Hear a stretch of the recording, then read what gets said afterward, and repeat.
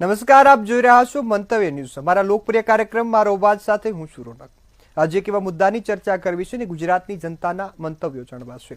સુરતની ગ્રીસમાં હત્યાકાંડ જેવી જ ઘટના હવે ભુજમાંથી સામે આવી છે। ભુજ શહેરમાં કોલેજિયન યુવતીની હત્યા કરવામાં આવી છે। પાડોશી યુવકે જ સોશિયલ મીડિયામાં બ્લોક કરવા મામલે છરી વડે ગળું કાપી નાખ્યું હતું, જેથી તે યુવતીનું સારવાર દરમિયાન મૃત્યુ નિપજ્યું હતું। ત્યારે સમગ્ર મામલે પોલીસે આરોપીને ઝડપી પાડ્યો હતો। ત્યારે અહીં જ સવાલ એ ઊભો થાય છે કે યુવતીનો પ્રેમ હિંસક કેમ બની ગયો છે? યુવાનો, યુવતીઓ, તમામ લોકો આવી હિંસક ઘટનાઓને કેમ અંજામ આપે છે? કોઈ પણ પ્રેમમાં નિષ્ફળ જાય તો મારી નાખવાનો પ્રયાસ કરે છે। આવી ઘટનાઓ સતત વધી રહી છે। ત્યારે આજ મુદ્દે આજે ગુજરાતની જનતાના મંતવ્યો। પ્રેમ એક કરુણા અને સમર્પણ હોય છે। વિશ્વમાં સૌથી પહેલો પ્રેમ પત્ર કૃષ્ણજીએ લખ્યો હતો। કૃષ્ણજી રાધાને પ્રેમ કરતા હતા, મીરાજી કૃષ્ણને પ્રેમ કરતા હતા અને કૃષ્ણ રૂકમણીજીના થઈ ગયા। અને મર્યાદા પુરુષોત્તમ રામે જીવનની મર્યાદા પણ શીખવાડી। ત્યારે એ જ ભારતમાં હવે પ્રેમ હિંસક થતો જાય છે। વર્તમાન કાળમાં પ્રેમ હિંસક થતો જાય છે। સોશિયલ મીડિયા પર કોઈ બ્લોક કરે તો પણ હિંસક હુમલો થાય છે, ના પાડે તો હિંસક હુમલો થાય છે। અને પ્રેમ વિવાહ કર્યા બાદ પત્ની પૈસા માટે પતિનું ખૂન કરી દે છે। આવી અનેક ઘટનાઓ ગૌરવવંતી ગુજરાતમાં બની છે ને હવે પ્રેમ એ ચિંતાનો વિષય પણ બનતો જાય છે। તો પ્રેમ હિંસક કેમ થાય છે, આપણે વડીલ પાસે જાણીશું। મેડમ, પ્રેમ હવે હિંસક થઈ રહ્યો છે? આપણે ઘણી બધા પેપરમાં ને સોશિયલ મીડિયામાં આ વસ્તુ જોઈ રહેલા છે। હું પ્રોફેસર મનીષા શુકુલ આ હોમ સાયન્સ ફેકલ્ટીમાં હોમ મેનેજમેન્ટ ડિપાર્ટમેન્ટની હેડ હતી અને 2016માં હું રિટાયર થઈ છું। મેં જીવનના 71 વર્ષ પૂરા કર્યા છે, પરંતુ ભૂતકાળમાં જેવી રીતના પ્રેમ હતો તે એક સમર્પણની ભાવના સાથે હતો અને હવે એ ધીરે ધીરે આવા હિંસક રૂપમાં બદલાતો જાય છે, એ અમે લોકો જોઈ રહેલા છે। તેની અંદર મને એવું લાગે છે કે જે પહેલા એકબીજા માટે સમર્પણ કરવાની ભાવના હતી, પતિ પત્ની, પ્રેમી પ્રેમી, તે એક ઓછી થતી જાય છે। એક પોઝેસિવનેસ કે હું આ વસ્તુ મારી જ છે એટલે મારી પાસે જ રહેવું જોઈએ, તો એ એક ભાવના આવતી જાય છે। બીજો એક જે સહન શક્તિ હતી તે પણ ઓછી થતી જાય છે। પહેલા કેવું કે જે કંઈ પણ હોય, કોઈએ કંઈ કહી દીધું તો સહન કરી દીધું, સ્ત્રીએ સહન કરી લીધું કે પુરુષે સહન કરી દીધું, પણ એ સહન શક્તિ ઓછી થતી જાય છે અને એક ઈગો પ્રોબ્લેમ આવી રહેલો છે બધામાં, જે પોતાનું હું પણ કે હું આને કરતા મોટો, હું જે કહું તે જ સાચું, એ કહે તે સાચું નહીં। તો એક જે એ સમર્પણની ભાવના હવે છે તે પેલી સમાનતા અને कॉम्पिटिशन भावना बनने वच्चे आवी रहेली छे एवो अनुभव થઈ રહેલો છે। नई जनरेशन के साथ बहुत हमारा मेल जोल रहता है उनके साथ हम लोग, तो मेरे को ये लगता है कि दो चीजें हैं। एक हमारा सोशल मीडिया है और दूसरा इंस्टेंट का जो जमाना है ना, ये दो चीजें हम लोगों को बहुत ज्यादा प्रभावित कर रही है।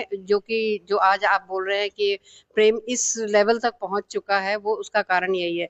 सोशल मीडिया में बच्चे देख रहे हैं कि अगर हम ज्यादा गुस्से होके काम करते हैं तो लोग हमारी बातें सुनते हैं। अगर हमने किसी को बहुत ज्यादा डरा धमका के काम किया तो फिर लोग हमारी बातें सुनते हैं। इन सारी चीजों का जो रोज, चाहे वो उनके गेम्स में हो, जो वो खेलते हैं, गेम्स देखते हैं, या उनके कोई इसमें सीरियल्स देख रहे हैं या मूवीज आ रही हैं, सबके सब अगर आप देखो कहानियां ना हमको उसी तरफ खींच के लेके जा रही हैं। और जो लोग ज्यादा हिंसक रूप में अपने आप को प्रस्तुत करते हैं, બધા લોકો બહુ જ ઇન્સ્ટાગ્રામ, ફેસબુક આ વસ્તુઓ યુઝ કરે છે અને હવે ઓનલાઈન ડેટિંગ નામની વસ્તુ જે બહુ આગળ આવી છે, ટિન્ડર છે, બમ્બલ છે, એટલે લોકો એકબીજાને ઓળખતા જ નથી। એ લોકો ઉપરી ઉપરી ઓળખે છે, જે બંનેને એકબીજાને બતાવવું છે, જે ખુદને બતાવવું છે એ જ બતાવે છે। જે એમનો એકચ્યુઅલ નેચર છે તો એમને મળ્યા પછી જ ખબર પડશે, પણ એના પહેલા જ એમના રિલેશન તૂટી જતા હોય છે।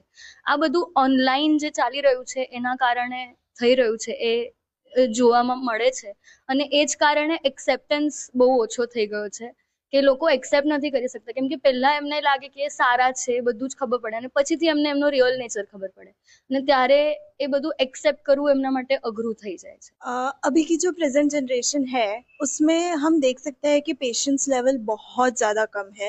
कुछ अगर हम बोल भी दे उनको तो उनका एंगर इतना ज़्यादा बढ़ जाता है कि आप देख सकते हो चेहरे पे, रिस्पॉन्सिबिलिटी है नहीं।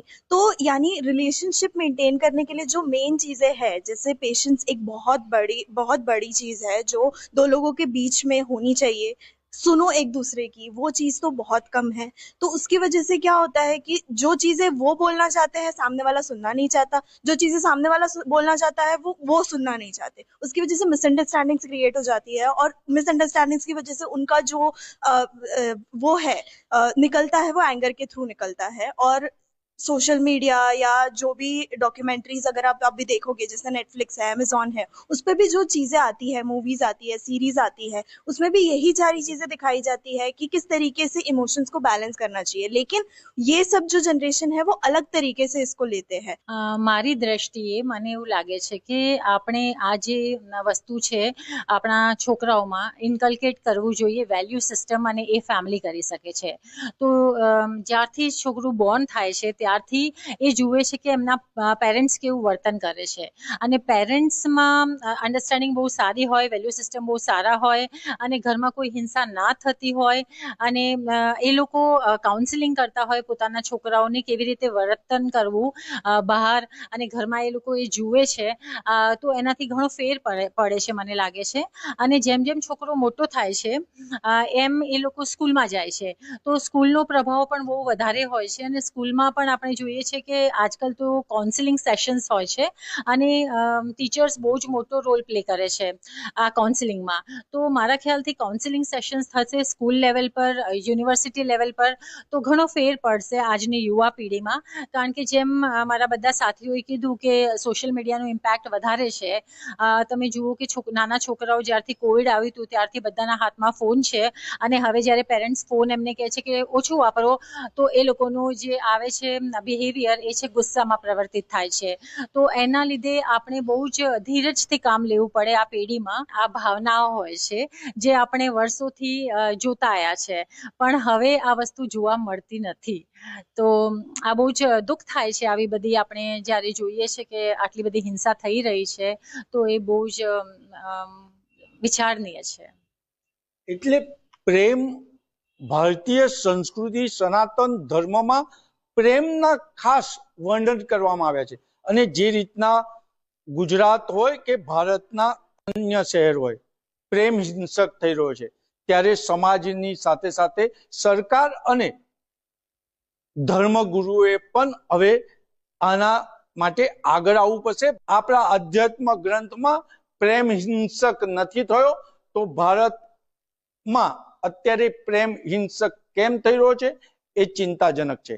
કેમેરામેન મિલિંદ મેલે સાથે નિલેશ બ્રહ્મભટ્ટ, મંતવ્ય ન્યૂઝ, વડોદરા।